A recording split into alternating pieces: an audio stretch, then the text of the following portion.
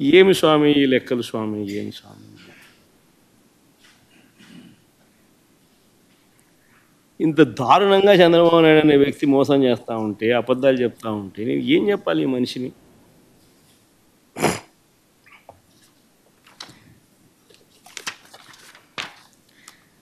ఇవన్నీ కూడా మొత్తం లెక్కలన్నీ చూసిన తర్వాత చంద్రబాబు నాయుడు గారు వచ్చాక రెవెన్యూ తగ్గిందని ప్రస్ఫుటంగా కనిపిస్తూ ఉంది. రాష్ట్రం సొంత ఆదాయాలు అంటే ఎస్ఓఆర్లు పెరగలేదు, హుటాహుటిన పెరక్కపోగా హుటాహుటిన మేం చివరి సంవత్సరంలో వచ్చిన దానికి మ్యాచ్ చేస్తే చాలా గగనంగా కనిపిస్తూ ఉంది. అలాగే మూలధన వ్యయం అంటే క్యాపిటల్ ఎక్స్పెండిచర్ గణనీయంగా మేము 23,330 కోట్లు ఖర్చు చేస్తే ఈయన గణనీయంగా దాంట్లో తగ్గుదల కనిపిస్తూ ఉంది. ఇలాంటి పరిస్థితుల నేపథ్యంలో ఈ పెద్ద మనిషి చంద్రబాబు నాయుడు ఏమంటారు తెలుసా? జిఎస్డిపి 12.94% పెరుగుతుంది అని. ఎలా పెరుగుతుంది స్వామి? రెవెన్యూస్ ఒకవైపున తగ్గుముఖం ఉన్నప్పుడు జిఎస్డిపి ఏ రకంగా పెరుగుతుంది?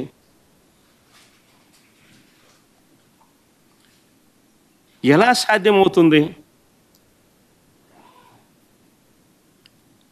మూలధన వ్యయం ఎస్కలేట్ చేసి 2023-24 కన్నా 3.18% అధికంగా పెంచి చూపిస్తూ ఉన్నారు.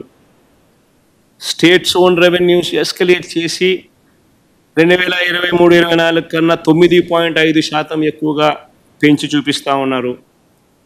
వీటి అన్నింటినీ పెంచి ఏకంగా జిఎస్డిపిని కూడా ఏకంగా పెంచి 12.94% నమోదవుతుంది అని చెప్పి అది కూడా తప్పుడు లెక్కలు చూపిస్తూ ఉన్నారు. ఈ నేపథ్యంలో 2025-26 అంటే ఇప్పుడు ప్రవేశపెట్టిన ఈ బడ్జెట్ 3,22,359 కోట్ల బడ్జెట్ కూడా ఎలా సాధ్యము? ఇది అంకెల గారడి కాదా? ఇవన్నీ కూడా మోసం కాదా? మళ్ళీ దీన్ని బాహుబలి బడ్జెట్ అనడం మీకు మాత్రమే చెల్లుతుంది.